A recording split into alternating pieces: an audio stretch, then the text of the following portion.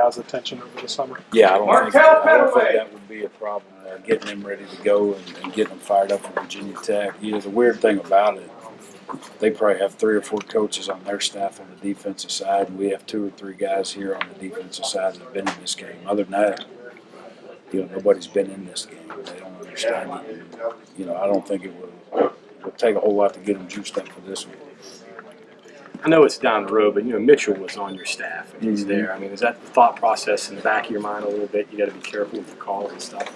Well, yeah, college football's turned into a game of stealing signals anyway. Everybody does it.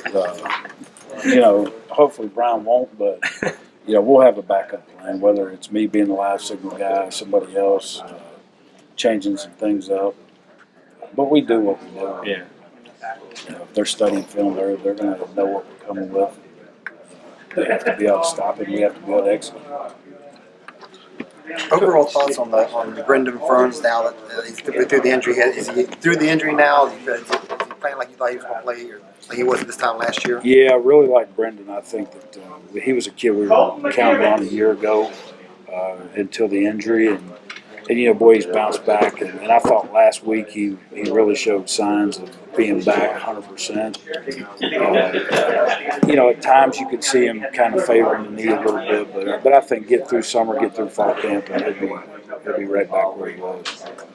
Coach, for the spring game, you know, the scoring's a little wacky. You know, you look up on the scoreboard, you see 44 to 21. 14 too. I'm not counting that one with Shelton. Do you look at the scoreboard and do you think that's a reflection of how the defense played?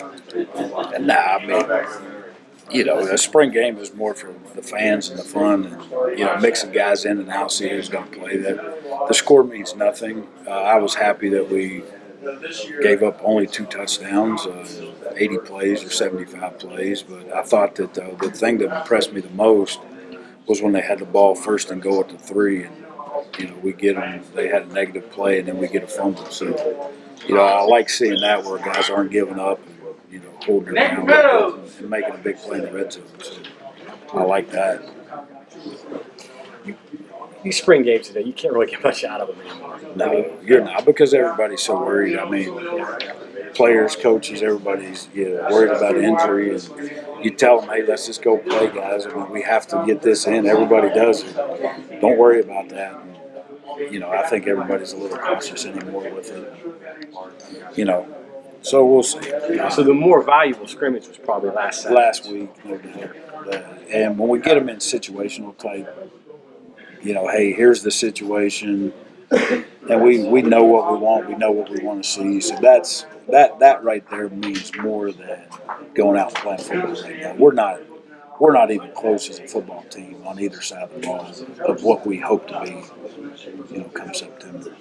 Speaking thereof, how different is your team with Trayvon on the field? Winning if you get him, and I know you expect to get him. Yeah, he's Drayvon was our leader. He's our guy. He's our heartbeat. You know, he's just a really, really good football player and brings a lot to the table. So anytime you get that much experience back, he's a guy that obviously is going to help our football team.